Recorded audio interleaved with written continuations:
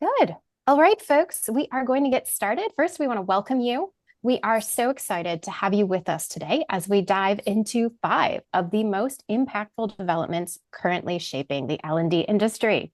We are calling them trends, but as you'll see, they are so much more than just passing fads.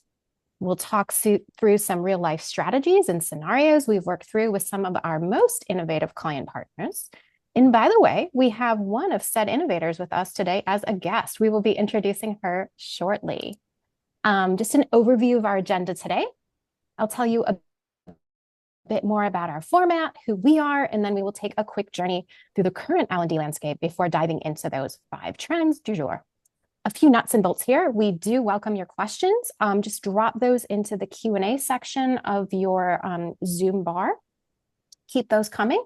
We will get to as many as we can during our Q&A session at the end of today's presentation. So we'll hold on to those and we will get to as many as we can live.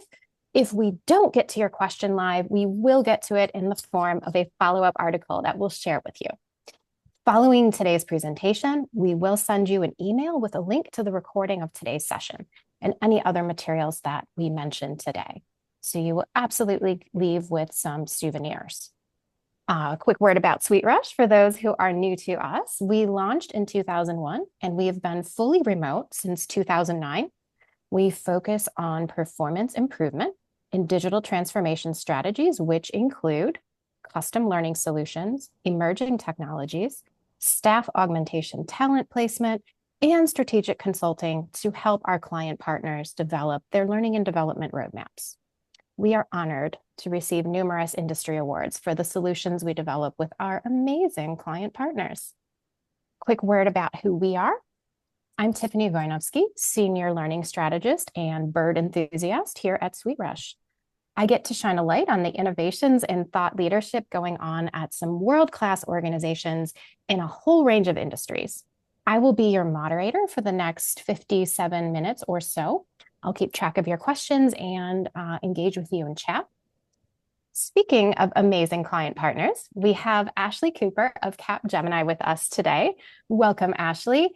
Ashley is a passionate learning enthusiast and pageant queen who's been at Capgemini. There are pictures, I'm told. There are. For over 11 years, where she has held various learning-focused roles.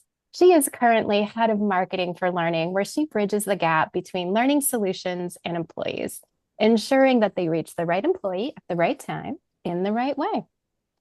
Finally, my colleague and friend, Kelly Lake, our Chief Strategy and Innovation Officer here at SweetRush. Kelly has over 30 years of experience in L&D and is a recognized thought leader, speaker, and innovator with an extensive background in global learning and performance methodology and strategy, immersive learning technologies, customer-centric success, and global workforce enablement. And now Kelly will take us through an overview of where we currently are in L&D. Take it away, Kelly.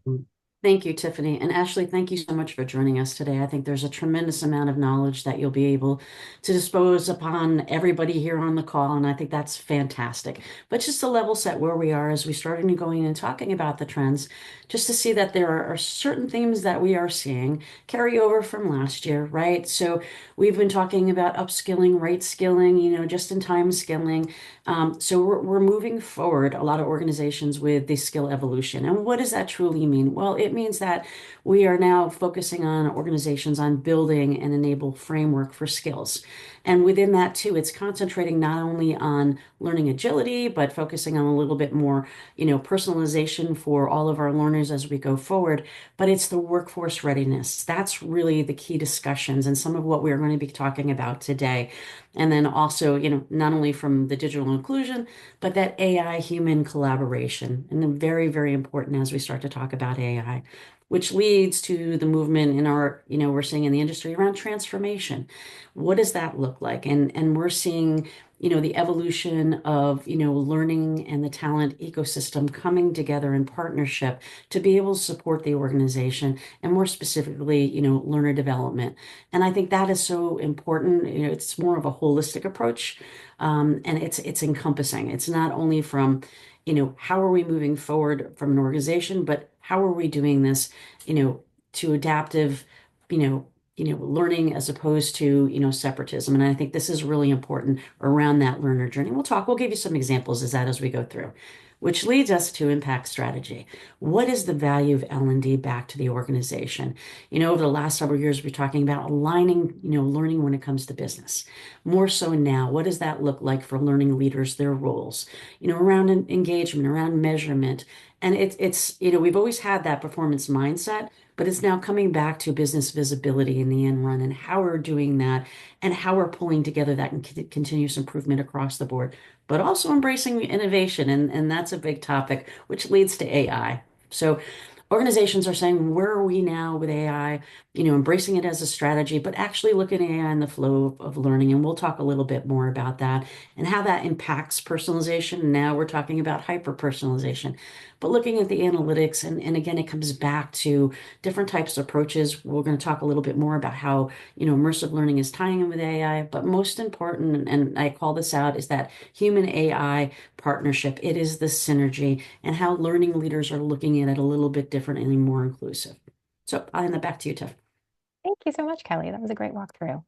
All right, let's dive in. So we are very excited to explore 5 of the most impactful developments currently shaping our industry. Again, we're calling them trends, but they are major developments that really are going to be with us for a while. So they're incredibly meaningful. We're going to talk through some real life strategies and scenarios. And without further ado, let's dive into the topic on everyone's mind these days, AI and digital transformation strategy. So AI is still here, more important than ever. And what's top of mind this year on so many L&D leaders' minds is leveraging AI for digital transformation to help us make better decisions, automate processes, and personalize learning experiences for our people. Kelly, let's dive in. Excellent. So one of the things to think about, is how AI is impacting not only L&D across the board organizations, but also talent. And we're talking about, we've always had in the back of our minds, what is that digital transformation strategy?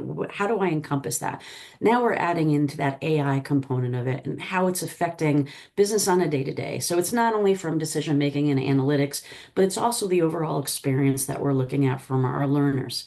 So with that keeping in mind, L&D leaders, they're searching for more information. How is this going to impact us?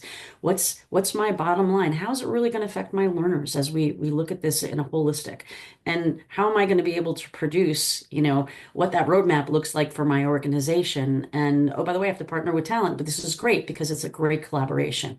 So I think now more than ever, the conversations that we've been having with all our clients and market facing and everything else, and is AI as a strategy.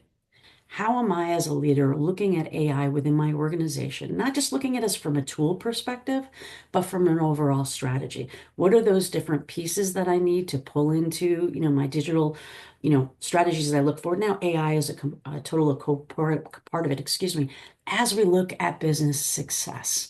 So, Ashley, I'll just ask you really quickly, because I think everybody is interested in your perspective, being within Capgemini, how are you looking at AI as a strategy and are you forward facing within your organization? So if you can give some insights, that would be great.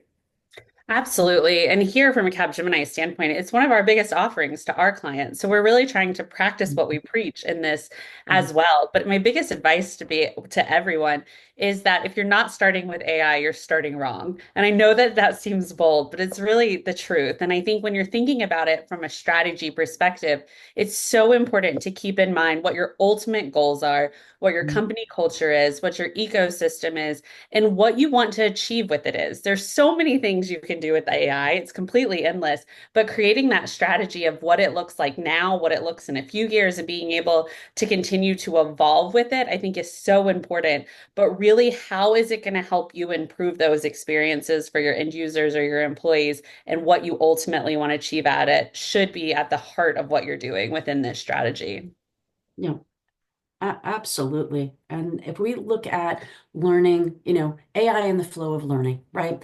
And I think, Ashley, what you're saying is so important as we start to look at, and a lot of companies don't know where to start, or they think that, we're already doing that. And, having worked with so many companies, and working on their strategy and helping them through that. When we think about the flow of, AI, it touches pretty much everything. I always say it's involved, it touches every part of the process. And we look at this a little bit more holistically. And I think that maybe with organizations taking a step back and saying, how do we do this? How do we move forward? Maybe some best practices, or what do you think you can add to a little bit more for organizations to think about how to start or how to apply AI in the flow of learning? Yeah, absolutely. I think we're doing some very cool things that are really grabbing our learners' attentions, but also helping in that flow of learning and the flow of work, or making it personal as well. I think being able to tie all of the learning to being personal is so key, and AI is a huge helper here. So, a few things that we're doing is when we're thinking about personalization, the ultimate personalization is people learning in their own language. We have so many people who speak different languages at Capgemini, and being able to learn in your own language is so beneficial. In the past, it's taken us months to develop those personalized learning language, where AI is really helping as we can get those down to days, even sometimes a day of getting those out. And that is just a huge difference maker. Another thing that we're really using is this analytics and data-driven insights to like really drive personalization as well. So a big part of what I'm doing is looking at how we use those data-driven insights and analytics to get the right learning to the right people at the right time. So in their flow of work, based off of those analytics using AI. It's really very cool, and it makes me do a lot less pivot tables. My team doesn't know near as many Excel skills anymore, but it's really speeding up our time to delivery, especially when, speed and the rate of change is so fast. Being able to do this in a quicker manner just accelerates what we can do and the capacity of what we can take on as well. I think, right, Tiffany, that's really imperative as we're looking at this across the board. Any additional thoughts on that? No, I just really love what we're hearing about, how It's it's part of it's really embedded in the whole strategy. It's not just, a tool here, a tool there, download this extra app. I feel like one of our words of the year is holistic. It's really deeply embedded. We're seeing it on the front end. So learners are seeing that, you know, that personalized experience that literally speaks to them in their own language. And, on the back end, we're getting so many more analytics that we can then fold into talent management, which coincidentally, it's all connected, is a part of our next trend here.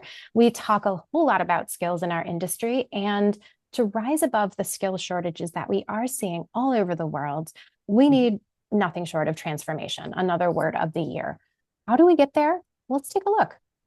Like Kelly was saying, that requires a really strong partnership between L&D and talent management. So together, these two functions can help us create the holistic skills and talent ecosystem where employees can live and thrive throughout that entire life cycle with us in our organizations and keep continuously developing their skills and knowledge. And then meanwhile, talent management will continue to attract and retain those top candidates, those high performers. And then together, we align with the business to address any skills gaps we're seeing with the analytics, like Ashley was saying, and the talent management data to create a truly responsive strategy. Kelly, I also go back and echo what you were just saying. For a lot of these leaders and the conversations that we are having, it is around how we're approaching it. It's taking that step back and, look at L&D folks. We have 10,000 hats that we wear every day, right? How are we looking at things from a holistic perspective? But it also goes back to the starting around that whole entire skills framework. What does that strategy look like? And how are we proving that it's successful? That's one of the biggest questions. Like, we've spent time doing this, and maybe Ashley, you can shine a little bit more light on, how you're looking at skills as a culture, because that is a big pivot as well, too. It's like, we've gone beyond this. Now we're building out our structure. What are other things we need to be considering when we're talking about, what does that look like and developing skills on a continuous perspective?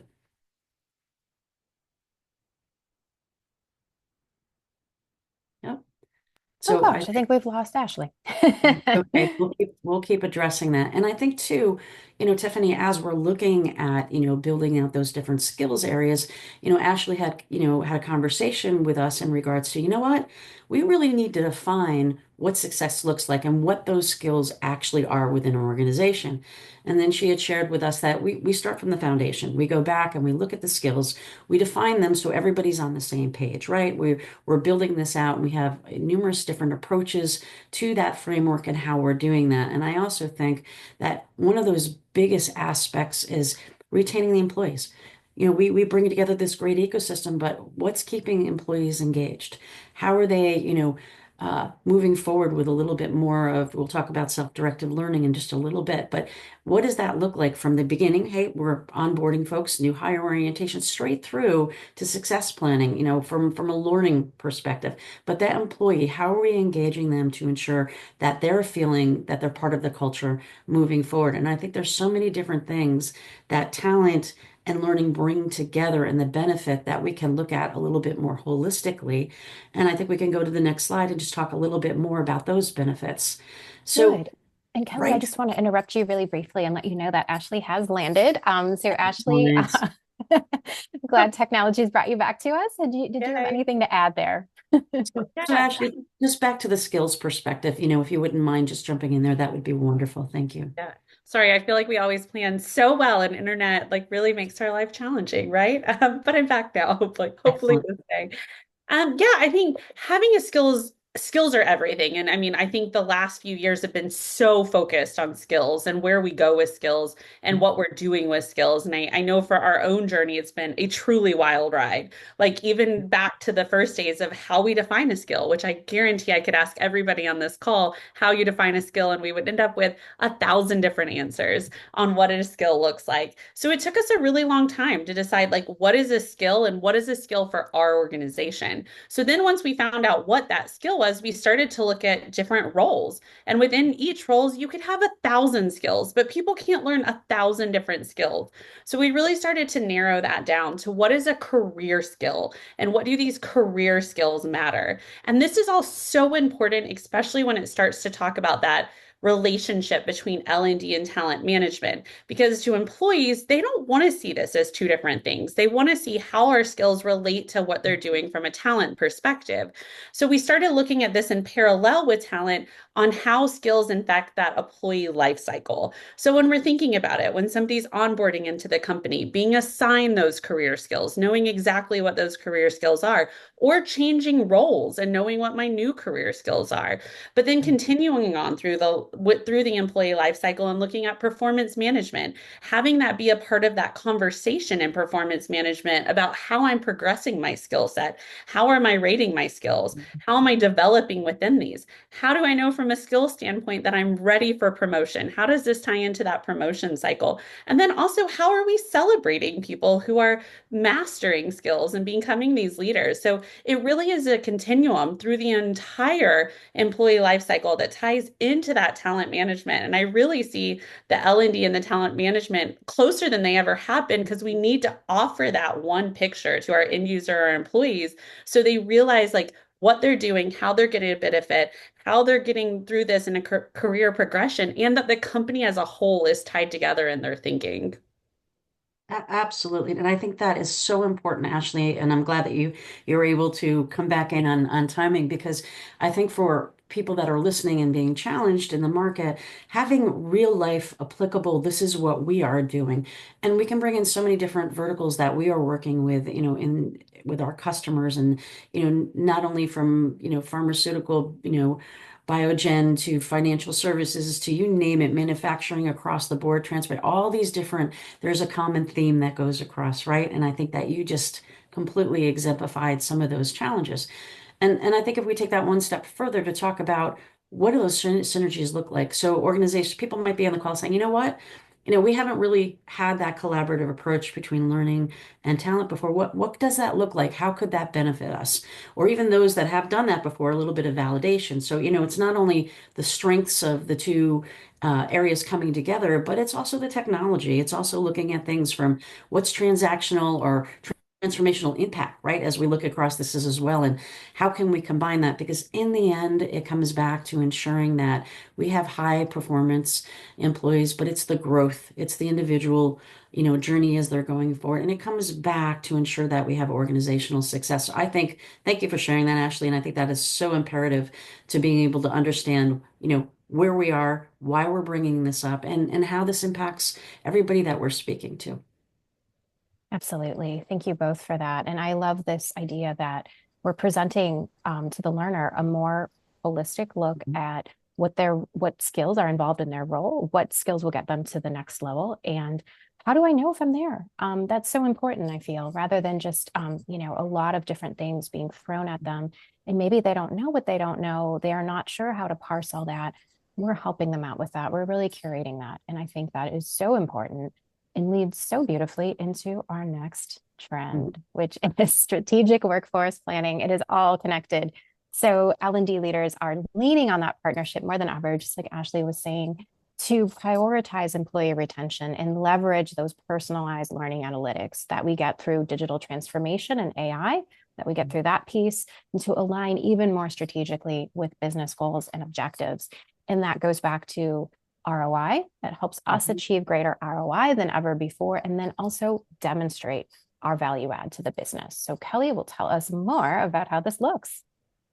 I think the key on this is we've always approached kind of a strategic initiative around our typical planning, right? And it's how do we take that one step forward? How are we mapping back, modernizing, workforce planning that aligns not only with the business needs moving forward, but also with, everybody that we are working with from a learning perspective. What does that nuance look like? And as a learning leader, what do I need to know that's going to help me move forward, right? And I think some of the biggest areas that we look at for modernize happens to be, we're talking about skills development, right? And we've had great examples on that. But it's also not only that, it's also on how we're looking at the technology to embrace what we're doing. We have different types of platforms. There has been a little bit, maybe when you look at an ecosystem within an organization, you see so many different components, and maybe there's not synergy that's happening. And we always talk about, what's the one source? How's our HRIS and, maybe our LXP and all these different types of systems that are working together. And I think, keeping a mindset of, it is about the planning, but it is more about how are we affecting everybody that we're working with from that perspective, and taking a step back. And then looking at some of those topics that, are still in the forefront of what we're doing, not only from the human factor, but from the AI, and also AI, not only coaching, but AI skill set, and being able to bring that in, in collaboration, and especially with some of the challenges that we're having from an inclusion perspective. Thank you, Kelly. I know Ashley has some good stories about that. We were talking about that earlier. Ashley, what, in terms of those roles and skills that we were just talking about, what do you do to modernize and optimize all of those at Capgemini? Yeah, this is a crazy one, and it's going to sound crazy when I say this, but I want you to bear with me as as I say it. And at the end, if you're like, she's still crazy, that's totally fine. Well, I'm totally up for that for today. We're really trying to look at how we simplify and how we eliminate the noise. And when I say eliminate the noise, what I'm talking about is, as a learner, what we heard time and time again is that there's too much. I don't know where to go. There's too many things. I have all of these different skills I have to learn. I have all of these different things I have to do. I don't know where I'm supposed to start, so I do nothing. I'm also one of these people. When there's too much noise, I just break down and do nothing. So really for us, it was about and we're still in this process, and it's been a tough one. It's about stepping back and see how we simplify this, and not simplify our whole catalog of what we have, but simplify our offering for our employees. So how are we modernizing it for our employees to know what they're supposed to be doing, when they're supposed to be doing, and how they're supposed to be doing it as well. So it's taking it and streamlining it, that they're getting things when they need, or in that flow of work, as Kelly was saying too. So have full expectations. They know where to go. They know how to do it. They know what's expected of them, and they know where they can reach for more as well, because it is this simplified offer, but here's other things that you can do too to help you continue to increase your skill set. Or maybe you're ready and we're using analytics to push that, but really coming up with an offer that's streamlined for them, that's also combining skills. We like really have, when we think about skills, we have 5 different skill categories based off of our 5 different portfolios. But people and learners and everybody doesn't learn like that. You don't learn leadership individual of technology, or you shouldn't. So how can we combine those different offerings together to make it holistic while also being innovative and sustainable? It's a really tough place that we're all in as learning professionals, but the outcome of doing it this way and being able to present it this way makes it of ease. And that's really what's driving impact for us at the moment, is making it easy, making it accessible, and making it know where everybody needs to go to understand what they need to do. Ease sounds amazing. Yes, absolutely. And I think that's totally human that, when we're confronted with too much, we get overwhelmed. We don't know where to start and we don't start. I too am like that. So, um, speaking of some other areas that you just brought up, Ashley, there's sustainability, innovation. Obviously, we've been using our digital resources, including, e-learning, VILT, um, and, flow of work type interventions, as well as immersive learning, which we'll also get to decrease our carbon footprint while also respecting our budgets and maximizing our return on investment. And of course, innovation goes hand in hand with that, as we discover and leverage these digital innovations to scale our programs to that global workforce and gather more and more of that robust data that help us forecast where our workforce will need to go. And then the learning experiences they need to have to meet those needs. So, Ashley, I know you had a great sustainability story. Could you share a bit about what that looks like for you? Yeah, absolutely. This is one of my favorite stories, maybe one of my favorite modules, and we did this in partnership with SweetRush, which makes it even better. But so in 2023, we sustainability has been a big push for Capgemini, both with our clients and internally, and we wanted to create a very wow module that introduced sustainability concepts as well as our strategic offers to our employees in a very fun, unique way. So an innovative way. We had the concept was great. It's super cool. It's still one of my favorite modules. And it required like a lot of video, a lot of graphics, really heavy from a SCORM package standpoint.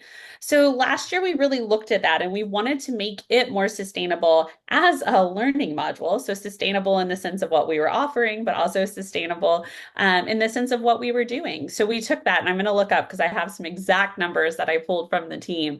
So we took that and we compressed the video. So we went from 800 megabytes to 450 megabytes, which maybe doesn't sound like too much of just compressing the videos without losing the wow factor. But when you think about that in terms of our employees, so 350,000 employees doing that module, it's rough to made it an estimate of 225 kilowatts of hours of power saving. So really taking that and making it a sustainable product as well as a sustainable offering for our employees. So something we're very proud of and that we continue to look at, and how can we still offer the wow and the innovation, but it being smart for our environment as well as for our employees too, because they want to know those things. And it was another great way for us to market it back to people within the company too. Yeah, I was saying wow over there on mute because I knew the story, but I didn't know the numbers. That's pretty impressive. Wow. I'm just going to echo the wow. Thank you so much for sharing that. Kelly, anything to add before we close up this topic? No, it's really great to have Ashley, sharing, what she's currently doing within the organization. And I think for, this particular trend is actually not a trend anymore. It is in place. It is what's happening in the market. And considering all these other areas that you as a leader that you need to take a look at, I think it's so important to feel that, you have support in the market. We do have best practices in sharing, and then this is how you can overcome these different things. But that innovation factor, is something that we will continue to talk about. And I think, Ashley, by your story, I think it's going to help a lot of folks that are here today to like, oh, well, we didn't think about that, or that's a really great way to move forward on it. So I think that's absolutely wonderful, but don't take your eye off of AI for a while. That's what I would say. Eyes on AI, absolutely. Eyes It's on not AI. going away. It's gonna embed itself. Absolutely, even more. Good. Thank you both for that discussion. I see that there are some questions coming in. So just another side note, if you weren't with us from the very beginning, keep your questions coming in the Q&A section, and we will get to those once we finish up the last couple of trends here. And again, anything we don't get to, we'll answer separately in an article. Okay, integrating immersive learning. This is a topic that I really love with all my heart. I love writing about it. I love talking about it. I love having these new experiences. We already know how effective immersive learning really can be, especially when we need a safe space for our employees to practice high stakes skills. Where we're really seeing some opportunity is to create microbursts within the flow of work, sometimes not even with a headset. So that's another efficiency. It's another way to scale this with web-based immersive technology called WebXR. So it's not invasive. You don't have to wear anything. You don't need anything on your face. You don't have to worry about any hygiene concerns that some people may have. And you can have a 2-minute interactive experience and then get right back to work. So Kelly, I know you've been having tons of conversations with our client partners about these micro immersive experiences. What have you been seeing and hearing? Well, it's been actually just came off the road after being with five of our customers and being completely submerged in immersive conversations and seeing, the number one thing that we're hearing again still is retention. Can we actually, get an immersive entity to them short, sweet, quick within the flow of learning because this is the trend, right? And we're seeing that, and we're coming back to say, look at, we as leaders are more concentrated more on that flow. How quickly can we get them to productivity? How quickly can we get them to have that immersive experience that's going to show them a skill set, that's going to show them hands-on? So I have heard with everybody that I've been speaking with the importance of that and the placement of that within their strategy moving forward. How can we do that and how are we finding it more impactful? And then also, how are we measuring the success of having those? So it's everybody's wanting that. It's on the forefront of everybody's thoughts. It's a matter of what's applicable. How can we do that? Are there different ways to look at it that we've done before? So I think that's, an amazing talking point for us now. Absolutely. Thank you for sharing that. Good. So this is just one example of a sort of micro immersive experience that was meant to show corporate team members what it really was like on the floor, on the front lines to work with guests within a hospitality sort of setting. And 94% of them increased their empathy because that immediacy is so powerful when we are using immersive learning. Ashley, I wonder, how are you using immersive learning in the flow of work at Capgemini? Yes. So before we jump into that, I really want to say I love immersive learning. I mean, I think everybody should love immersive learning, but I mean, big fan of immersive learning over here. But I also love that the wow in immersive learning has really changed away from the tech. It used to be so much what the technology of was immersive learning was like so cool. You would get to go places and wear the cool stuff. And in some cases, that's just not realistic. But now, like with the ability, as Tiffany was saying, to have it on your screen or for it to take up less space. Again, the wow has really moved from the technology to how it can be embedded in the flow of work. And that makes me almost even more excited from a wow standpoint than the actual technology because it's for everyone now. And it's available for everyone, and especially when we're using it at these microburst level, which I think is even better, and it just keeps getting better and better. I'm so excited to see where we're at next year when we're talking about this. But ways we're using it isn't we're using it in two very different ways and two different populations, and I think it's really important to remember that when you're talking about immersive learning is it could be used for a variety of different things and a variety of different personas. One of my favorite examples, though, is our salespeople. I love to use salespeople and everything, but they're constantly running around. They're like always on the go. They never have time for anything. So we're really trying to embed this in their flow of work of those micro bursts, those really short segments of like even 6 to 10 minutes. Because let's be honest, in the past, they've needed to know something. They're just using YouTube and Googling it on YouTube. How much better if I can give them an immersive opportunity that allows them to either practice to fail, practice to achieve, or practice to innovate, rather than just going into watching something. But they're actually getting to do, seeing results, and moving on, all in a matter of minutes instead of hours or days, which I just think is so impressive in how we're embedding that and what we're doing with that. Absolutely. Love that. Thank you. Yes. And I think salespeople are such great examples as well because they're just so busy.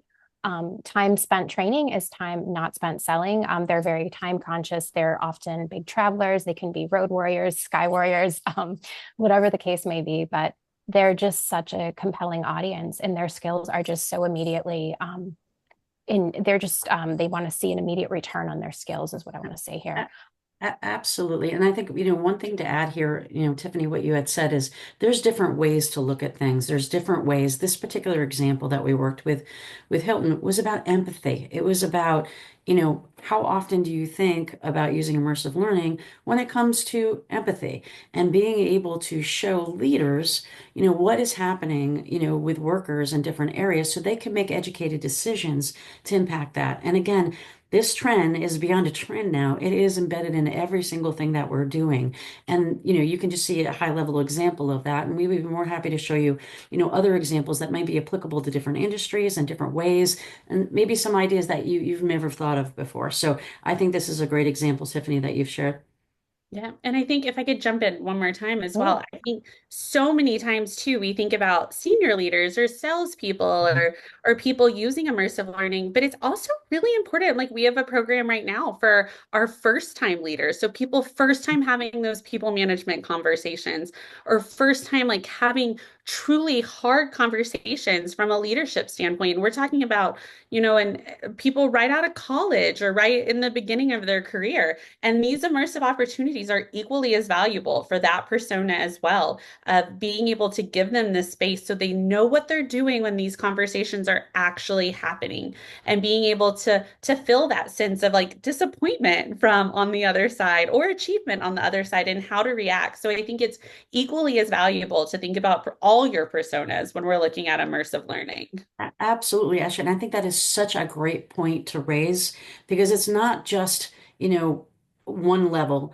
We talk about immersive learning in smaller components or with the employee experience, but it's also leadership as well. It's also being able to be on both sides, being able to have that experience. And we've created so many more things from a leadership perspective. And those conversations that I've been having, a lot of it tends to be in leadership. Oh, we never thought we could do it that way. It's too much time. It's invasive. It takes me off, my concentration on what I need to do in the flow of work. And then you realize that, wow, as you're moving forward with this, even for leaders, you can embed these small, applicable points. We actually even having conversations on mid-year reviews. How easy would that be able to do, and effective coaching as we go through. So there's so many different ways that it's applicable as we look from beginning to end on this. And this is an exciting, a just guiding trend. But again, it's like Tiffany said, we are beyond that point. We already emerged within. So it's a validation for where we are in the market. absolutely. And there is just so much exciting technology that we can, especially with AI, we can fuse that together with an immersive experience, excuse me, to really work on those difficult conversation skills that, again, may not be within someone's experience yet, but through sentiment analysis, tone of voice analysis, for using, hand controls in a headset, even gesture analysis and posture analysis. So there's so much that we can do with this amazing new technology. Some of it not new anymore, but very well embedded within our practice that can help us, with those really human skills, like, this very sensitive feedback that we might give as leaders. So good point. Absolutely. Thank you.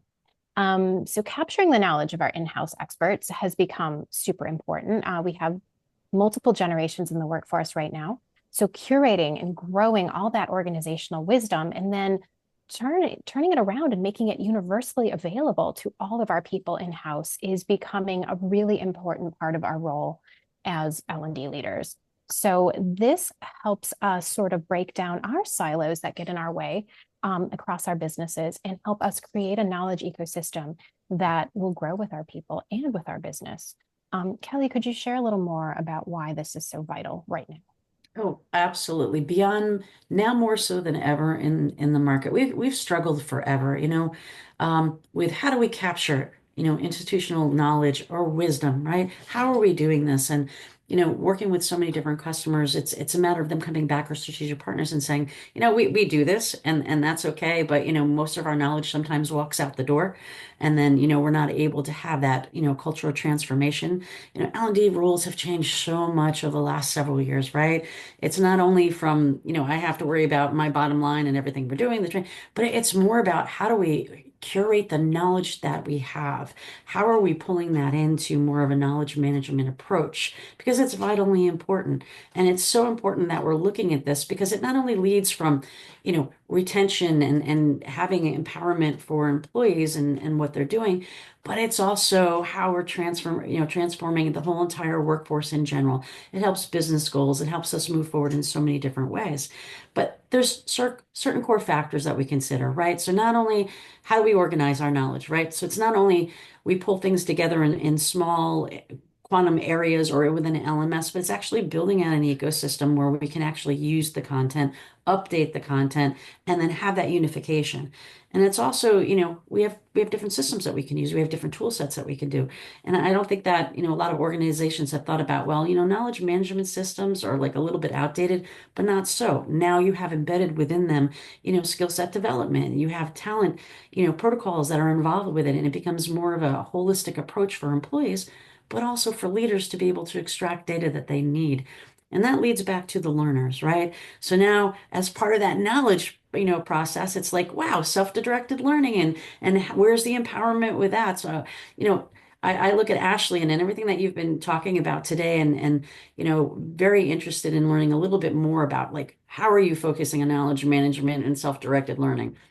Yeah, absolutely. So we're very fortunate that we do have a peer-to-peer sharing platform that we use a lot of our knowledge management at. And what that peer-to-peer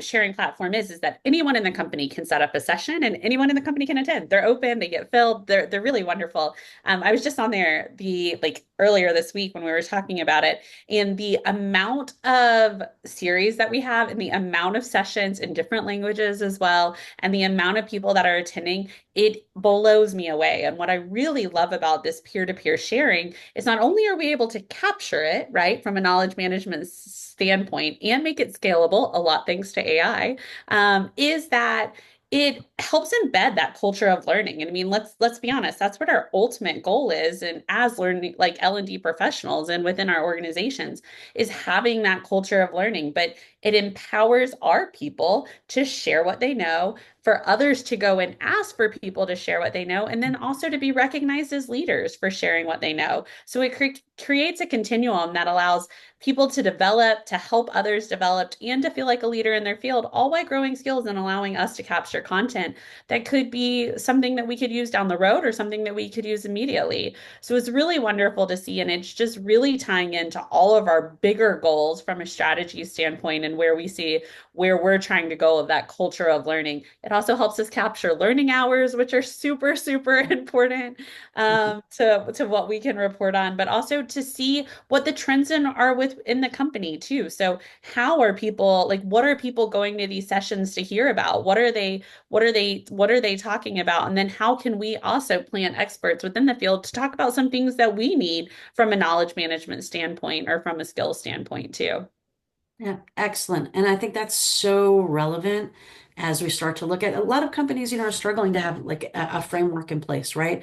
Where they're doing, microsystems that are allowing them to do some sort of knowledge flow, right? And bringing in that aspect and then coming back to looking at knowledge transformation in general, right? So, and how do we start? Where do we go? And understanding that, knowledge itself is a transformational process. It takes time. It allows us to move forward, and it's an iterative process. And I think that's so important. But coming down to the cultural perspective, like you were talking about, hearing and embracing multi-generational learning and that learners themselves and what they're saying, I think that moves forward to embrace what you're talking about from a culture of learning. So it's not only the retention, it's not only the collaboration, but it's also around the increased productivity and the efficiency as we look at this. And I think that makes a stronger organization. So Ashley, I'll ask you, I won't ask you for your secret sauce, I promise, but a little bit more around, you have some best practices when you just got done talking about, culture of learning within your organization. Anything that you could share with us would be phenomenal. I appreciate that. Yeah, I think something that's really strive for us is letting it be open, not controlling the topics, right? Like having those set topics, but not controlling those topics and kind of seeing where it goes. See what people are sharing, see what they're talking about. Um, I I think in, a perfect world, I have all of these different content providers. So we have great content providers, and I don't want to take away from the power of the content that they have.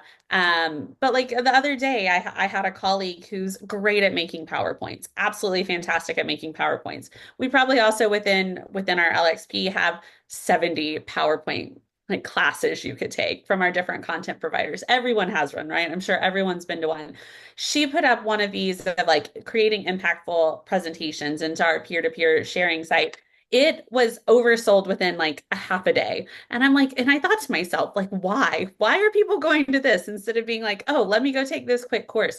And I interviewed a few people and I came to the conclusion it's because people want to hear from their peers. They want to hear from that peers for promoting it from a peer standpoint. They want to hear how topics are affecting their organization that they're working in and how it ties to their company's value. So I think leaving it open, don't have it be super heavily monitored. But then also plant those advocates that are going to have the sessions that you need and be promoting those as you get started and showing people the value of Mhm. what it is to be a leader in the field, to, put yourself out there and also, want to share what you know, because that's a big step for a lot of people, but it's a great way to progress certain skills as well. Exactly. And I think that, one other point to what we're talking about is not only the knowledge management from the aspect of how do we cultivate it. It's also having that employee, how am I participating in it? What's my, my pride of ownership as we move forward? Am I impacting an organization by being able to be a part of that? Are you seeing a lot of that with what you're doing as well too? Absolutely. It's creating a huge sense of belonging. Like I'm a Yeah, piece of there you go. this and I'm a bigger piece of this culture. And that helps with retention and helps people want to stay and helps them feel like a leader and a part of the organization too. So a lot of really great things going on here. And I think it's only going to get better. And I think we're also going to see even a greater deal how AI is going to play in this, of how we can turn this into scalable solutions quicker, or what we can do with that as well. So excited to see what's coming, but definitely a huge aspect of creating that culture of learning, as well as getting the information that you need from an organization level too. Excellent. And that completes the full circle with all of our trends around creating a stronger organizational cultural alignment, bringing in back together the skills, the strategy. I think that, us walking through those top five, Tiffany, and what we just did, is a well-rounded approach to where we are current state. And, I just think that's phenomenal. Ashley, your insight has been wonderful. So I thank you both. And then Tiff, will go back to you for Q&A. Fabulous. Thanks so much to both of you. And I was hopping around in my soapbox while you were discussing the knowledge management and cultural transformation, because that's such an important part of it. And I know mentoring someone else and being able to pass on our knowledge is such a really meaningful thing to so many of us. So really glad to hear about being able to amplify that within the organization. So I have been loving this conversation. Folks have been dropping some questions in Q&A, so I would love to address some of those. Again, if we don't get to your question, we do invite you to connect with us over LinkedIn. We'll have those links on the next slide, so stick around. And we will also publish a follow-up article with anything that we don't get to. So I have a question here, and I think this is something that we hear a lot. Somebody's asked, they've mentioned that they're a big AI proponent. How do we handle clients who are hesitant to join in that movement for whatever reason? I'll kick that off and maybe Ashley have you join in. So there is a tremendous amount, and we always have these conversations, with organizations and individuals where they are, whether they're in the very, very beginning, in the middle of it, and some say they're experts, and we always figure out what that really means, but there's a lot of hesitation. I came back from the Brandon Hall Awards back in January. I met with so many different organizations, and there's still that hesitation. I think that AI education, explaining the value of what we do and within AI, how it can automate a process very simplistic. And you look at it as an addition to what you're doing. Can you actually leverage, right, to make my job a little bit easier? What are those availability around those different tools? And I know Ashley, the three of us have spoken quite a lot about that, but I think the reluctancy is once you actually learn about how it can help you in a very short period of time, then you can actually start to advance in it. And Ashley, I'll throw this back over to you and some of the things that you're actually doing and working on. Yeah, absolutely. And I think it's all about being ready too. I think it's Definitely. that for Kelly I love what you're saying there of like the education piece of it, because I think it is scary to a lot of people. I mean, we've all seen tons of weird movies and things, right? And AI's been around for forever. And I think that's something to really remind people is this isn't new. The way we're using it is new and how it's evolving is new, but it's been around for a good while. But I think it's about knowing what your company can handle, knowing what your limits are to start with, and then being open to pushing those. And I mean, I think a lot of things that we are doing really involves like how to automate processes better, how to make those key decisions better with data, how to get ahead of the game, even when we're talking about from a learning design standpoint. Like, what does it say? What are our objectives? What are our outcomes? So looking at it, we're not getting rid of people. I think that that's what everybody's first like scariness is like, oh my God, or oh my gosh, like we're getting rid of people. We're not, we haven't lost any, like we haven't eliminated any jobs yet from a learning or yet. Yes, not even. We're not going to. It takes both the AI and the people component to make it really operate and to work. But I think it's about that education aspect and knowing what your limitations are as a company, like how to keep things safe. Can you like, do you have your own open source? What does this look like? And having those regulations around what you're doing and making sure that like you are happy with them from like a learning standpoint and your organization's happy with them as well. Absolutely. And I'll add one thing to that as well for the folks that are listening in. Um, Not only is it about, how to adopt like different tools, we talked about this as a strategy, but it's also knowing too, you know, do you have a corporate policy in place with AI and understanding the risks around that, from a legality, from, security perspective. And I will offer to anybody that's on the call right now, you can follow up with us. I'm happy to walk through a basic strategy on what this looks like. What are the different aspects that need to be involved when you're making a decision to move forward with implementing AI. So we've done this so many times and from a global perspective as well too. So we can actually help you, you know, walk through those different things. So I will definitely offer that back up. Thank you so much, Kelly and Ashley. I've got another question here. Someone's interested in knowing which industries we work with. Gosh, that's a range. And the follow-up question to that is well, not who, but which industries are really benefiting the most from this wave of AI? Mm.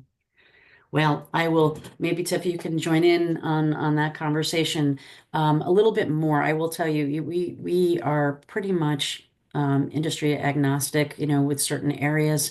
Um, who's benefiting most? It has gone from, believe it or not, AI has been around for more than 4 years. It's how it's evolving, and it will continues to evolve as we go through.